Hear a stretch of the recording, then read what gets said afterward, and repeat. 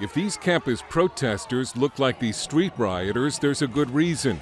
College campuses were the ideological breeding ground for this violence, teaching students to hate America and demand revolution. Many colleges and universities have become very successful training camps for radicals, the kind of radicals who are burning American cities and fighting the police. Portland State philosophy professor Peter Boghossian says college campuses are, without question, the source of the woke movement behind the riots in American cities. 100% of it.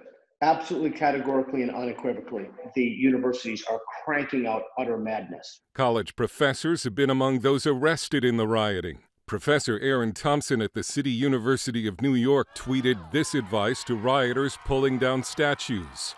Use chain instead of rope, and it'll go faster.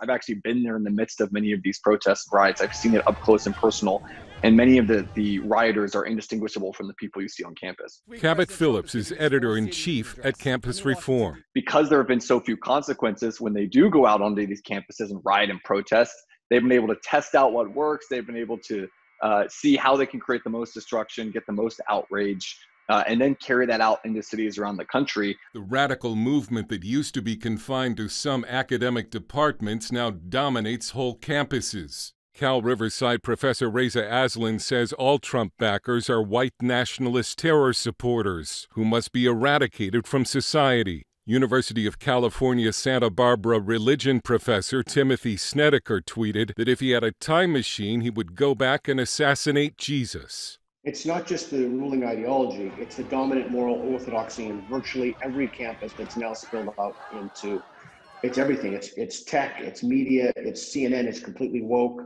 We never thought the craziness, the absolute insanity that we saw on campus would amount to anything. And what we didn't realize is that the campus moved into the culture. Cornell law professor William Jacobson has been censured by his dean and formally denounced by 21 Cornell faculty members for speaking out against the rioting and Black Lives Matter. But the most tragic recent case of campus persecution of conservatives is UNC Wilmington criminology professor Mike Adams. A Christian, he was a guest on the 700 Club. Hounded by the left for years, Adams killed himself last month. Boghossian says woke ideology on college campuses is now a civilizational threat, and he thinks it may be too late to save the university system. I used to think 3-4 years ago that if we just defunded certain departments, we could stave this off a little bit. We're well beyond that now. Now I think that the whole system it has to be bulldozed.